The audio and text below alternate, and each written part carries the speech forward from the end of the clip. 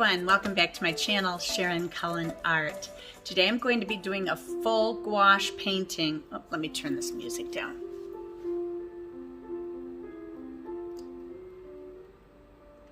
I don't want a copyright infringement. I'm listening to YouTube Christmas music. It's great to paint to. But anyway, I'm going to be doing a full gouache painting today, and I'm using G's Finest Gouache. So we are going to do a G's Finest giveaway. That's a mouthful. I believe 5 winners again. So if you would like to win some gouache, this is really good gouache.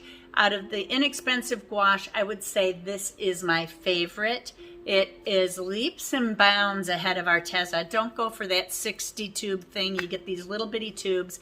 They're all like chalky, kind of. So they're not as good, but they're not bad, but they're not as good. I would say that the G's Finest is pretty comparable to professional. And this I did the other day with professional gouache. This one was done with professional gouache. These were done with professional gouache. And today's painting was done with G's Finest Gouache. Can you tell the difference between the two? You really cannot. Excuse my bad fingernails. I needed to redo my nail polish. I didn't realize they were chipped. So anyway, we today are going to do another painting of, well, I'm doing another painting of the Scottish Highlands. I'm supposed to go visit there this year with my husband and my sister and brother-in-law. They've asked us to go to Scotland with them, and we'd love to go. But with COVID, we have no idea if we're going to be able to do it. So I'm just vicariously dreaming through these photos to go to Scotland. So I just did a Google search for Scotland, Scottish Highlands, Isle Skye, those kinds of things, and that's what came up. So if you're interested in doing the giveaway, please put your name down below. I'm not sure if they're doing international or not. I'll have to ask them. If you want to go ahead and throw your name in, I can always remove it if they say no international winners. So what I'm going to do this time, I'm not going to be the one sending the gouache. You'll be given a special code that you can go and get the gouache with by G's Finest. So just put down below that you want to be in the giveaway and whether or not you're in the U.S. Just say in U.S., out of U.S., or whatever country you're in, and that would be helpful to me. I'm going to be talking to you and doing a little bit of storytelling along the way as well. And this is a long video, so I'll be cutting bits of it out so that you don't get too bored with the repetition, but I wanted you guys to see how I use gouache. So let's get started. As I begin my sketch, what I do is I put in dots so that I have placement of where the parts of my landscape are going to go, and to make sure that I'll be fitting it into the page.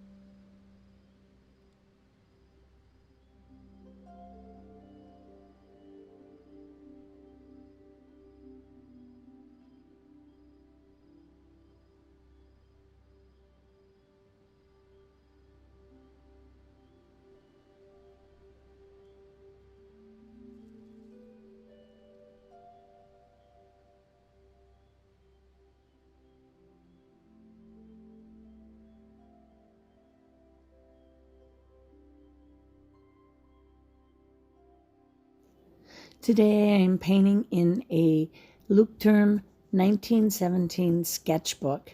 The weight of the paper is very light. It's only 150 pounds, but it's fine for gouache because I'm not using much water. I do like the smoothness of the paper, so I may start using hot press paper for my gouache. Really, I'll just use anything, but the smooth paper is nice when I'm painting with gouache. I like to start with my biggest brush, and then I kind of work my way down to smaller brushes. When I get to fine detail, then I use round brushes, but I don't think I use any in this painting. I stick with all flats. The type of brushes I'm using are just cheap synthetic brushes that I found online. I believe this one's called Transon, Transon, and it was just found on Amazon.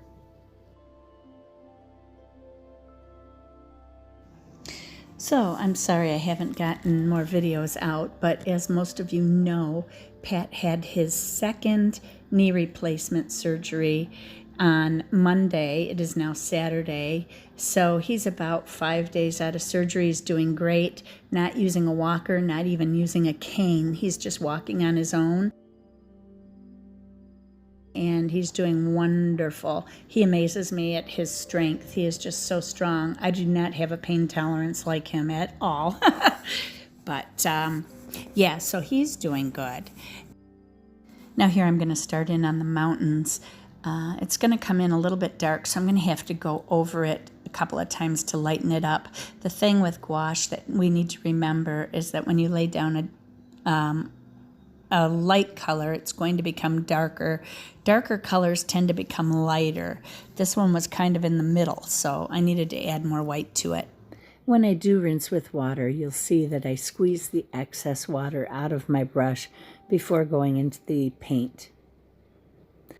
My first layer is usually thinned down, and then after that, I start using full paint on my painting, and then I'll blend some, and if I have to thin, I don't thin very much. When I start feeling too much drag on my brush, I may dip just the tip in the water a little bit just to loosen up the paint. But the trick with gouache is that if you're using too much water, you're going to begin to blend your color that's on your brush with whatever is on your paper. So you need to keep that in mind. Sometimes I do that. I'll add a little bit more water to my brush because my intention is to blend with the colors that are already on the paper. Other times I do not want that. So you need to keep the paint thicker than what is underneath it. So that is why I put my first layer on light and then I add to it with thicker paint. It really just takes practice to get that down. I picked up gouache twice and put it down and said heck with it before I finally figured it out on my own. There weren't a lot of videos out there to really teach about gouache, but gouache is becoming a lot more popular now, and for good reason. It's just a terrific medium and it's a lot of fun to work with, and your finished product looks beautiful. Now, on another note, I had 2 doctor's appointments the same day as Pat had his surgery. So I went to one appointment in the morning and everything was looking good. My eye is improving. I have one swollen gland under the upper portion of my upper eyelid, but it's improving every day.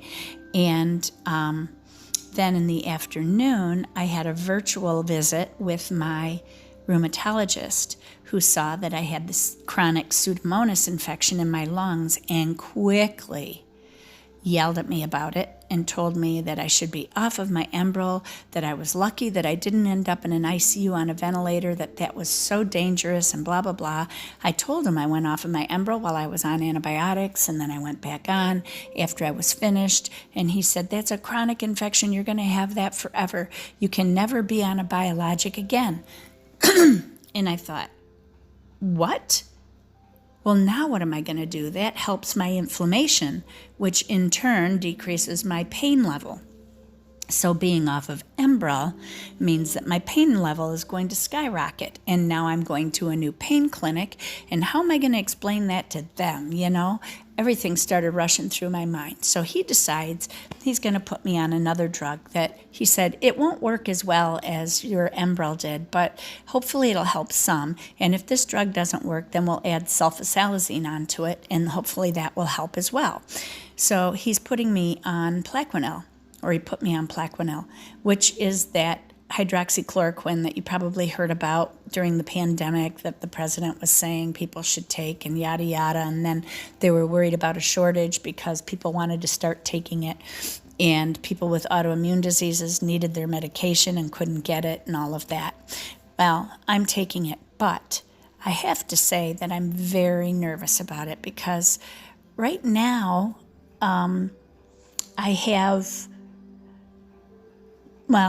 I have to go through eye exams every year, and then at 5 years, my risk for blindness increases like crazy to the point where I have to have eye exams, I believe, every 3 months. And if there's any retinopathy at all, any bullseye marking around my retina, it's too late. Once they see that, it's too late, and blindness is inevitable. So I don't know if I want to continue that because I'm worried about going blind. I love painting. I love playing the flute. I do play a little bit by ear on the flute, but I'm not that great playing by ear. And improv, I suppose I could learn it, but then I'd be giving up my painting forever. And I love to paint. That is my therapy. So I'm very nervous about it. They say, oh, it's very rare for people to have this side effect and blah, blah, blah, but it is a risk that you need to know about. And I thought, you know what? Knowing my luck and all the crap that happens to me and everything I find out about my health, I don't know if I want to take that risk. So I'm only on my second day of it, and I'm freaking out over it. So I'm not sure what I'm going to do. And my first eye exam, I can't get in until March. I suppose I can call my old eye doctor and drive down to the city, but that'll be about 2 hours away. And it's a lot of driving. It's 4 hours of driving just to go to a doctor's appointment. And I try to eliminate as much of that as possible. So I don't know. If anybody else out there is taking Plaquenil, I know one of my viewers told me that they took Plaquenil and was not on a biologic and said they could not take a biologic for whatever reason. I don't know. If you're on Plaquenil, could you please contact me? I'm also pre-diabetic. I take medication, but I'm on steroids, which would raise my blood sugar, so that's why I take the medication for prediabetes. I also have cataracts because I'm on the steroids for my adrenal insufficiency. I mean, it's like a snowball rolling downhill. It just keeps getting bigger and bigger and bigger, and I get older and older and older. I know that is part of it too, but I don't know. I'm just very, very scared about it. And I have never been scared about taking a medication before. I wasn't even scared about taking Enbrel, even with the risk of getting lymphoma. That was not a worry for me. But I'm on antibiotics again because of my chronic Pseudomonas infection. I have a sore throat. My sinuses feel funny. This happens to me every Friday or Saturday. I thought it was because of my Enbrel, but here it is a Saturday again, and I have the sore throat again. I think it's because of this chronic infection. So, no, I'm not sick. At least I don't think so. I don't have a different cough than my normal cough, so it's kind of hard to tell if I would have symptoms of COVID. They're very similar to a lot of my other symptoms, the aching body, all of that.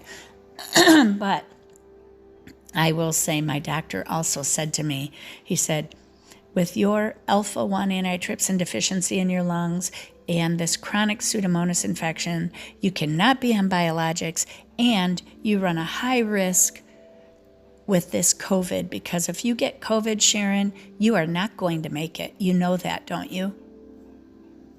Can you believe that? A doctor saying that? My doctor, my rheumatologist, is so soft-spoken. He never ever talks like that. So hearing that from him put the fear of God in me, so much so that I couldn't sleep well that night.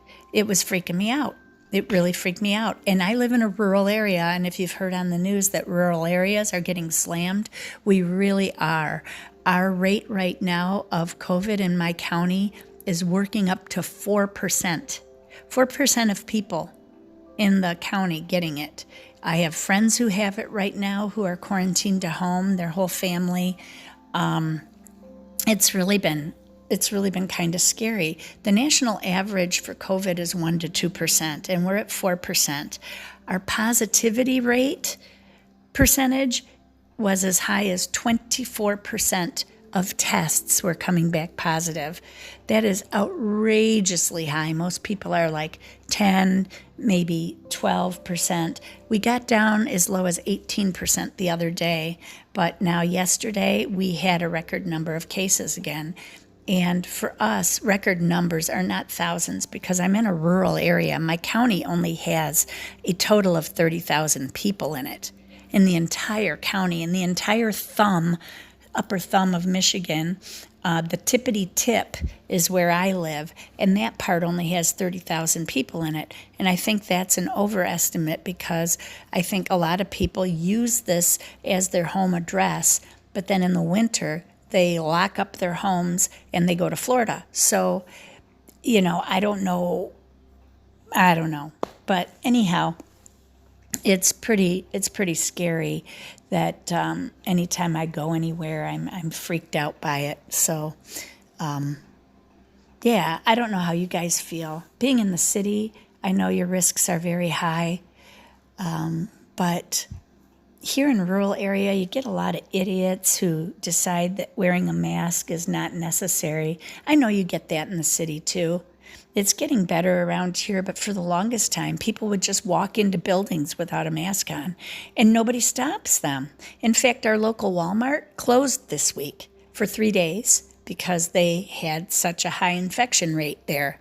And they don't disinfect. They don't disinfect their carts. They don't disinfect the refrigerated or frozen section when people are grabbing those doors over and over and opening them and closing them to get frozen foods or whatever the case may be. But if I go to my local Meijer, they've got guys running around with the little vests on with a rag in one hand and a spray bottle in the other, and they're running behind people disinfecting as they go. So Walmart is not very clean, but I don't go there anyway. I shop at a Meijer rather than at a Walmart. I'll use Walmart if I absolutely have to, and I can't find it at another store, but I buy a lot of my stuff online as well. So anyway, that's what's going on in my world. Back to the painting. As you can see, you can tell my shadow side of my mountain here, and I'll keep putting up my photo for you from time to time, but I do take some liberties with it as well. I try to stay pretty true to the photo, but I will take liberties if I want to change something slightly. I think that that's the nice thing about painting. Whereas with photography, you can't really change a whole lot. You can't change the scene. You can change the colors and the brightness and the sharpness and all of that, but you can't change the colors in the scene. So now here I'm adding all the little craters and divots that go into shadow, and I'm kind of studying it as I'm painting it. A lot of them go over the top of this curve here and then down the backside, but they're hard to see on the backside, so I keep watching that. Now I'm going on to the next mountain, and I'm just tapping them in. I'm not running my brush so much along the edge of the mountain because I don't want to pull up that paint underneath. So I'm just tapping in the color, which is a dark blue-black. I've been using my ultramarine and then mixing black into it to get these dark shadow colors. Now I've taken out a little bit of the clip of me working on the mountains because it gets so repetitive, but I do work on this for quite a while, putting in all of these little markings and everything, and as it dries, making sure that the value is correct. They should have probably been, if I stuck actually very true to that photo. They should have been a little lighter, but I already have these ridges and crevices down, so I can't really lighten it all that much now. But in the photo, as you can see, it's a little more atmospheric. It looks like a paler blue, and that's what I should have gone with.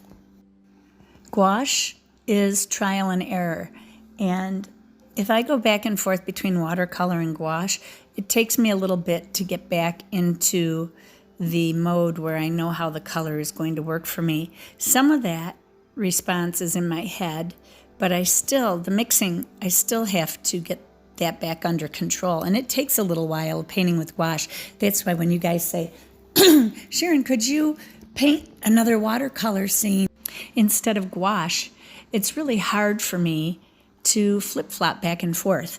I mean, I can do it, but then I have to paint a couple watercolors and get out of the gouache mode. And then when I go back to gouache, I have to get back into the gouache mode.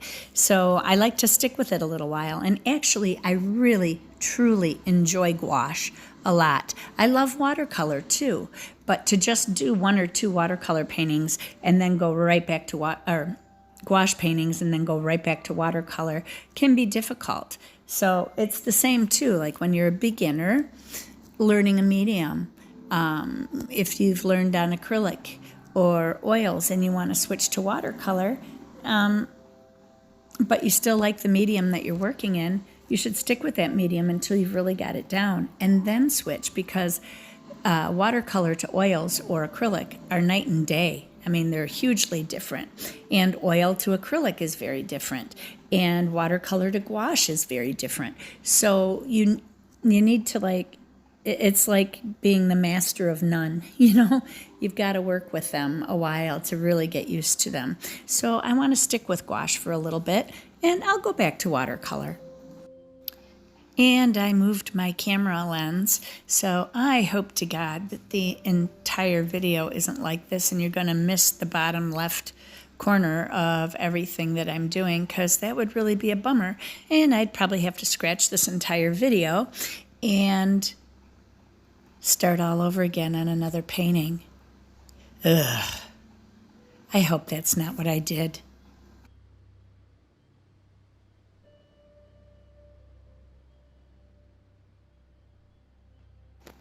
Now here I'm adding a little bit of yellow to the green that's already down on the paper, just to brighten it up, because that green is so bright in the reference photo. And then over to the left, it's a little more yellow ochre, like down by the shoreline. So I'm just adjusting those colors. And now I'm going in with very dark green paint for these trees.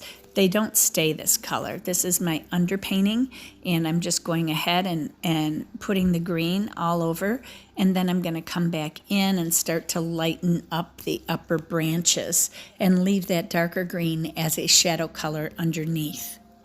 Sometimes, like when I work on water, I'll use the mid-tone, and then I do lights and darks against that in order to get my wave colors. But for trees, I just went ahead, these trees anyway, I went ahead with the dark green, and then I'll go back. And now I'm placing some of the mid-green down and leaving some of those shadows on the undersides of the branches.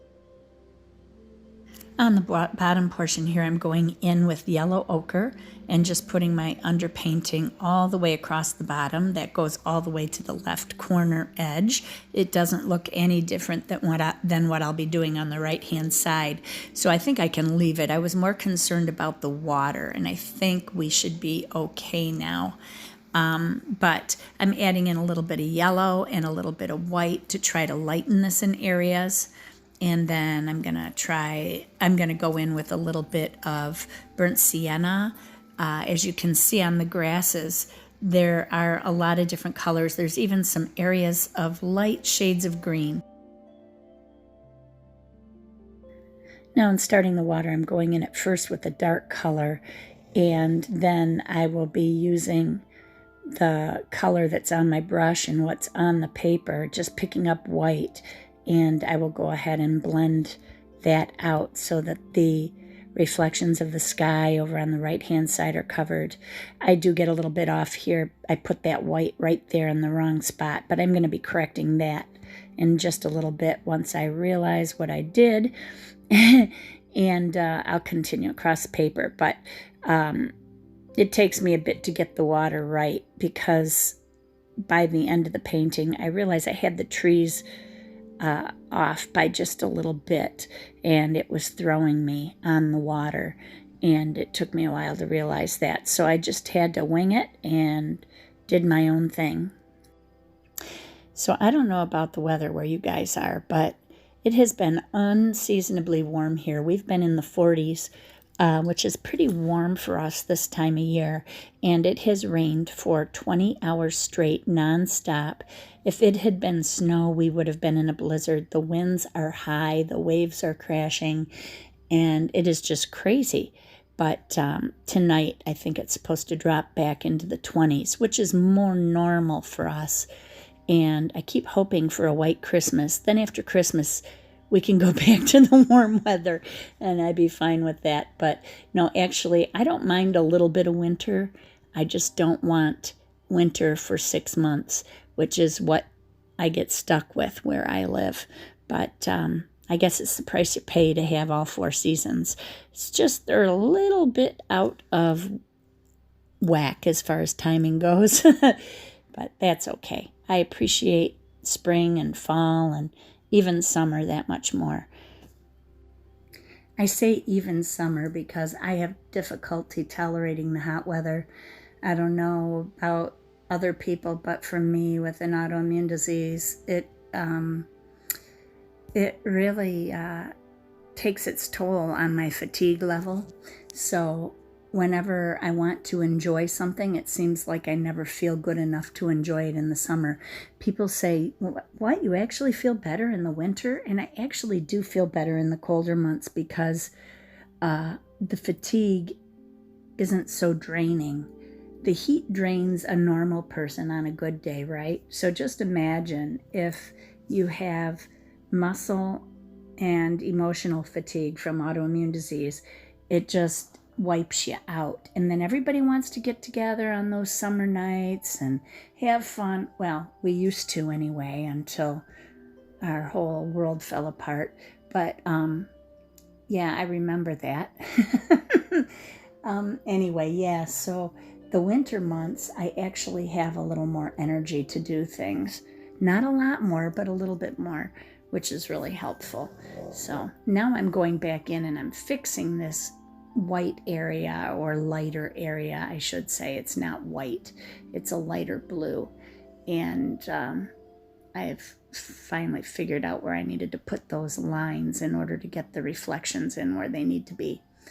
And then I will go back on the right hand side eventually, and I'm going to put in the sparkly dry brush effects that are on the surface of the reflections.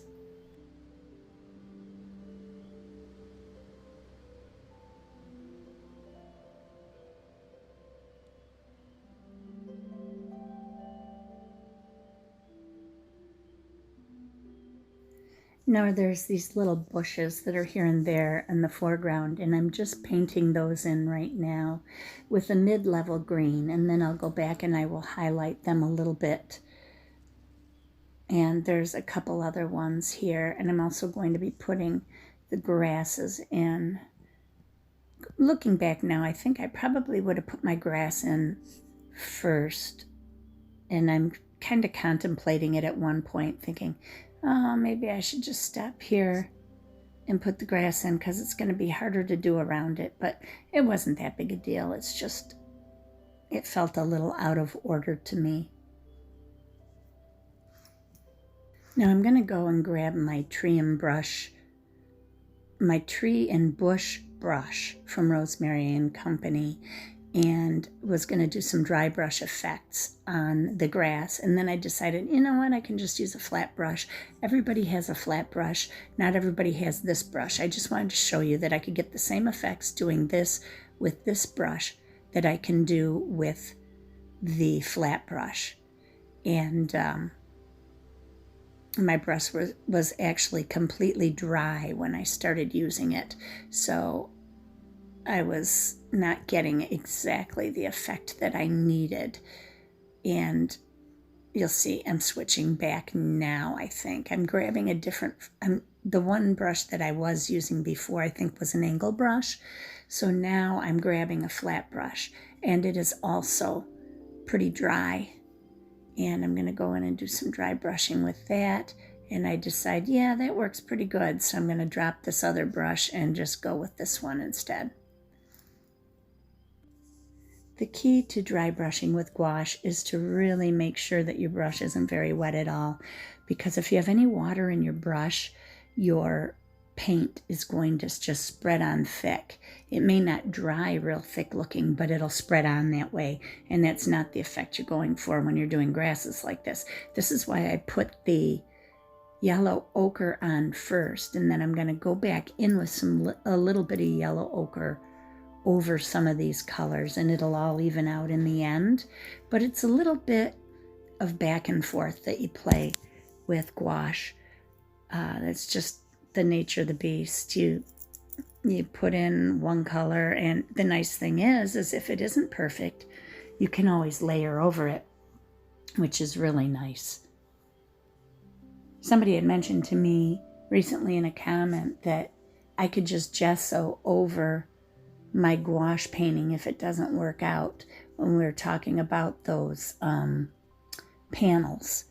And I thought about it, and I thought, it'd be really difficult to gouache over. I suppose you could, but all those colors are going to mix into that, I don't mean gouache, gesso over. They're going to mix in with that gesso, and then I'm going to have colors like crazy, which wouldn't be a bad thing, but I think for my husband's Christmas present, I'm going to go ahead and attempt to do all 4 seasons. Now these, I don't know. I looked at those panels, and they're very small.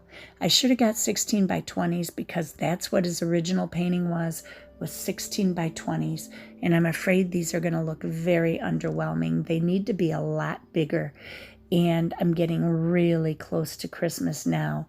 And for me to be able to finish this for Christmas is going to be hard. So I think what I might do with those 3 panels is something totally different. Maybe a beach scene or something like that.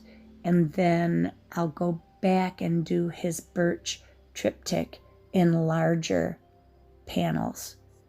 I don't know.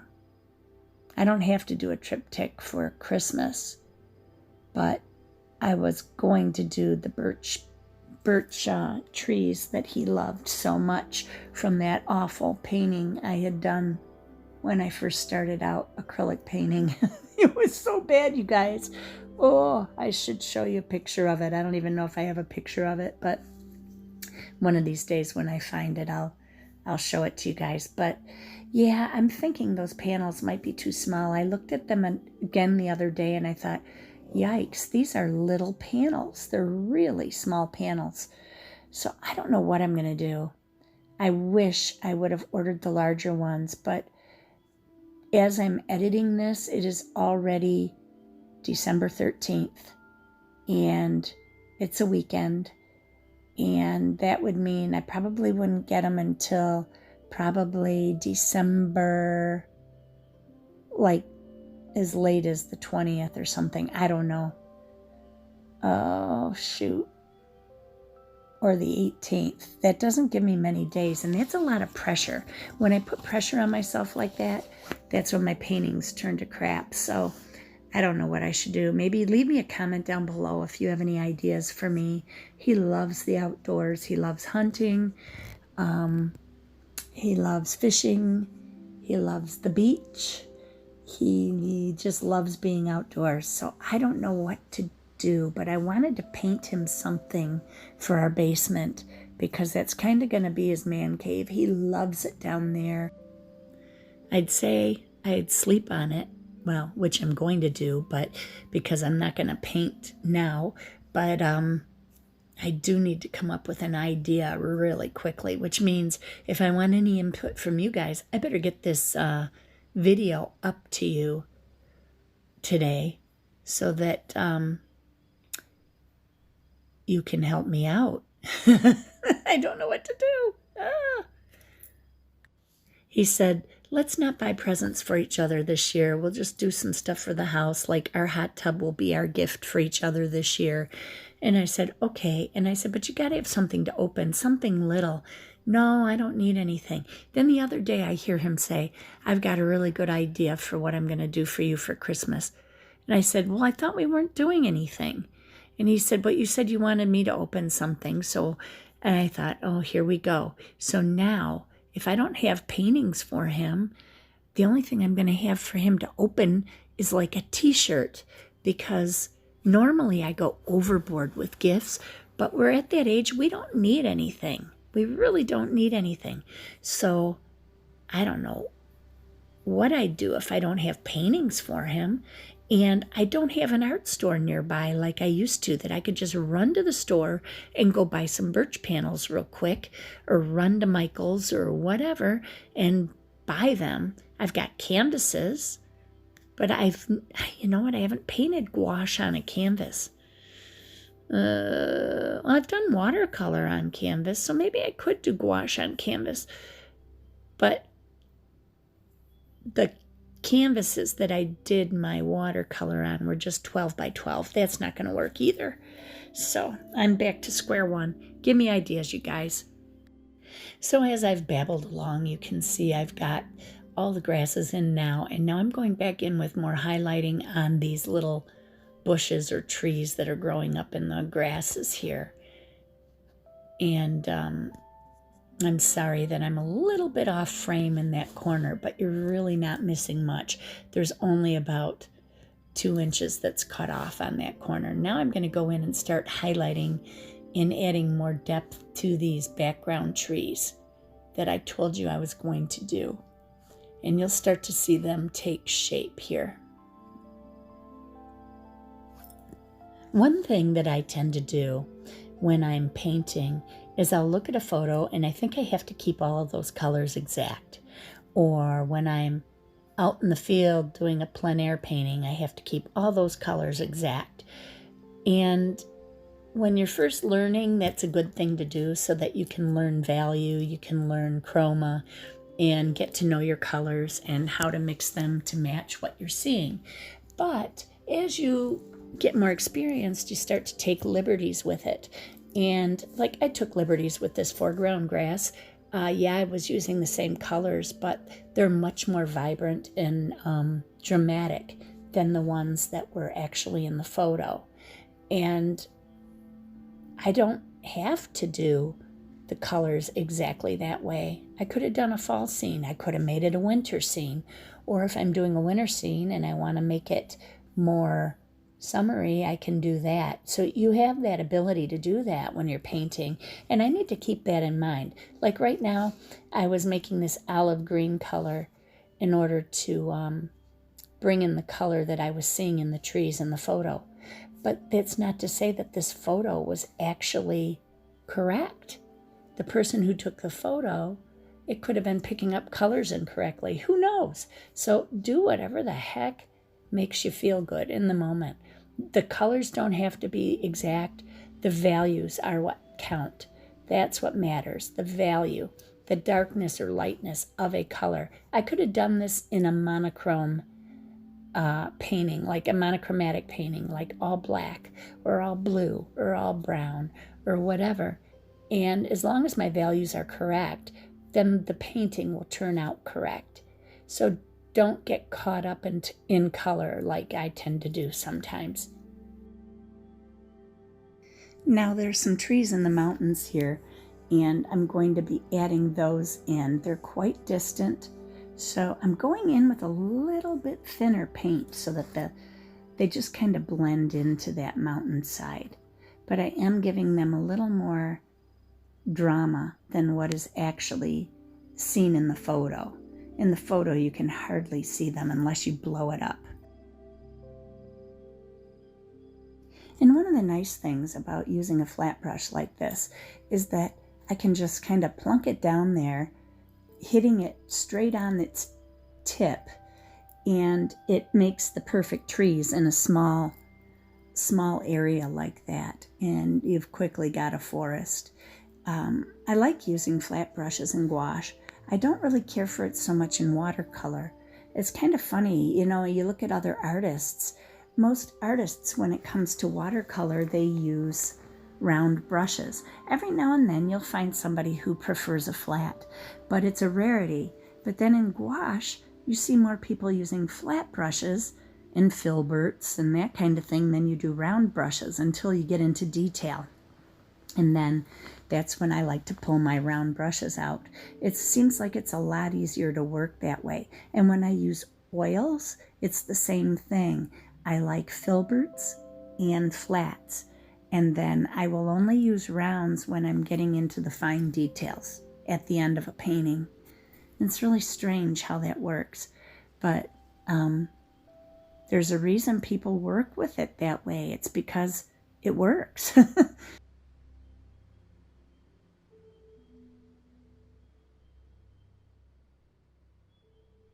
Now I'm grabbing a script liner or a very fine brush, and I'm going to go ahead in with some white and start to put the sparkle on the water here.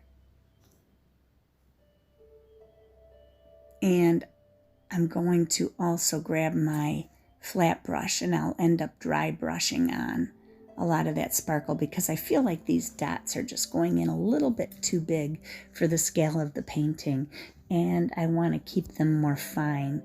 So I dried off my brush as good as I could, and I'm going to try and dry brush it in. And that seems to have worked much better.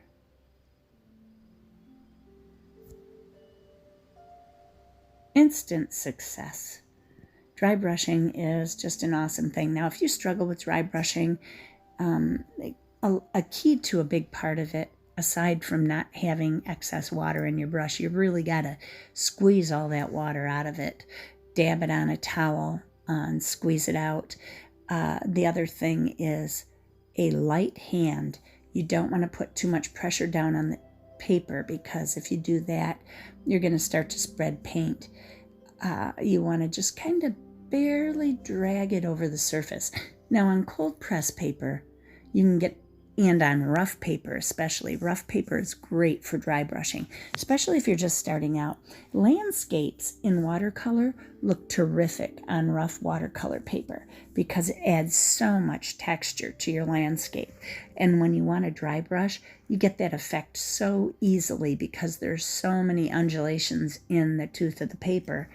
But I am using a sketch pad with 150-pound paper, so it is smooth as a baby's bottom.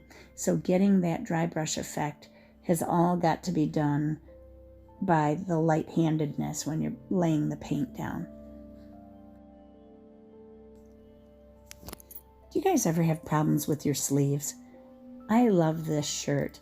It is not even that old. This is the first season I've owned it, and I've just noticed while editing this video that my sleeve is so dirty looking, and it's paint. It's from me dragging my hands across my artwork and across my table and across my palette, and I ruined the cuff of my sleeve. It looks horrible. I'm going to really have to see if I can fix that. Ugh, it's awful. Now I'm just touching up here a few of the spots that I felt like got a little bit overdone, and I'm trying to bring that back a little bit and make it a little bit darker in some areas. And there I'm just blending with my finger. Don't be afraid to use your fingers and finger paint a little bit, especially when you're using gouache. It's great to kind of smooth out or take that stark, hard edge out of your painting just by smearing it a little bit with your finger. It works really well. I don't know why I do that a lot in gouache. I do it a lot more in gouache than I do in watercolor. I don't know if I ever do it in watercolor. I have to think about that. But I do it a lot in gouache. I notice that every time I paint, and I always have paint all over my fingertips when I'm done. I'm just putting on some finishing touches over these next few minutes here. But one thing I've done lately, I'm trying to really shorten the time that I do my studies. I'm using my hourglass that I have and timing myself. It sits right in front of me and I can glance at it and see how much time roughly I've been working on a painting. And it's really helping me to shorten it up a little bit. Now I'm going in a little bit here with some light color, I think white. I'm trying to see what's on my brush. Yeah, that's white. I just felt like it was a little bit too dark in areas and I wanted to lighten that up a bit, especially way back in the background. So adding a little bit of white in there is helping to push it back into the distance. Now, if you're newer to painting, try to keep in mind with landscapes that you want to keep your distance cooler and warm it up as you pull it forward. Now, as you see, my mountains in the background are cool, and as you come forward, you see more brown and olive greens in the trees, and then I get brighter in those foreground trees, and then my grasses up front are that yellow ochre color. So it gets warmer and warmer as you come forward. That helps to give the distance that you need in a landscape painting. Another thing about this paper is it doesn't tear when you pull the tape off, which is really nice. If you're not already subscribed, subscribe to the channel and hit that notification bell so you don't miss any of my upcoming videos. Also, come over to Instagram and follow me over there, and you'll also be notified over there, as well as see paintings that you won't see here on YouTube that I have painted, or studies that I'm practicing on, or things that I'm planning for upcoming videos. You'll see all of that over there. And if you like this video, don't forget to give me a thumbs up. It really helps me out a lot. I apologize for the camera placement. I did just get a new tripod, and I'm going to be trying that out to see if I do a little bit better job about staying in frame. You know, it's so hard when you have a camera up over your head and you can't see what you're doing. You get involved in your painting and you forget that your camera's even running over your head. And before you know it, you're off frame, or you've moved something or whatever. So I apologize for that. That is like my biggest nemesis, is trying to make sure that my camera is always set right. And if I zoom in, then I forget that I've zoomed in, and you're stuck on a portion of my painting when the rest of it is being painted. So I'm working on it, you guys. Hopefully this new tripod will help. I'll have to see though, because if I set it on my table, then my table wiggles, and then my camera's going to wiggle, and then I'm going to be making you guys dizzy. So it's always something. So I'm working on it. I am working on it. Now I'm trying to get rid of the ugliness on my paper, and I'm making it worse by putting white gouache over it. So silly. I should have left it alone. And that's my dog snoring over there. If you can hear him making those noises, I apologize. And if you want to be included in the giveaway, please let me know down below and let me know what country you're from. In the meantime, you guys, remember, be courageous, paint with wild abandon, and most of all, be kind to each other. Take care, everybody. Bye-bye, and God bless you.